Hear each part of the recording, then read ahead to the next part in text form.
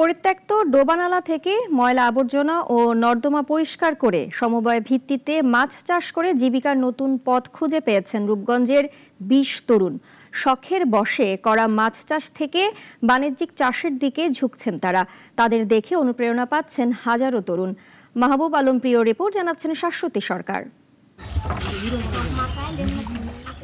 নারায়ণগঞ্জের রূপগঞ্জে নগরপাড়া খালপাড়ের বেশ কয়েকটি ছোট পুকুর ও নালায় জমেছিল কচুরিপানা ও ময়লা আবর্জনা।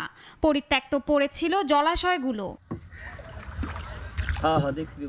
সমাজসেবী শহীদুল্লাহ গাজীর উদ্যোগে ২০ যুবক ওই জলাশয়গুলো পরিষ্কার করে গড়ে তোলেন মাছের খামার। কয়েক মাসেই পরিত্যক্ত জলাশয়টি হয়ে উঠেছে সফল জীবিকা আহরণের মাধ্যম। মাত্র ৮ লাখ টাকা বিনিয়োগে ৪ মাসেই বিভিন্ন রকম মাছ চাষে মুনাফা হয়েছে ৩ গুণ। এতে অনুপ্রেরণা পাচ্ছেন স্থানীয় তরুণরাও। এই ডোবাতে এরকম মশা উৎপন্ন হতো, আশেপাশে যে মানুষগুলো ছিল তারা থাকতে পারতো না। আমরা এই জায়গাটা সবাই মিলে পরিষ্কার করে এখন এখানে মাছ চাষ করছি।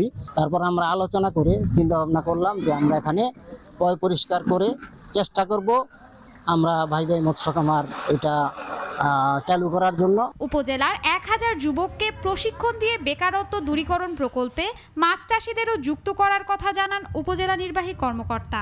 তো আমাদের প্রজেক্ট রূপগঞ্জ 1000 থেকে অনেক যুবক ছেলে এবং মেয়েদেরকে ট্রেনিং দিয়েছি, একই সাথে তাদেরকে আমরা লোনের ব্যবস্থা করেছি।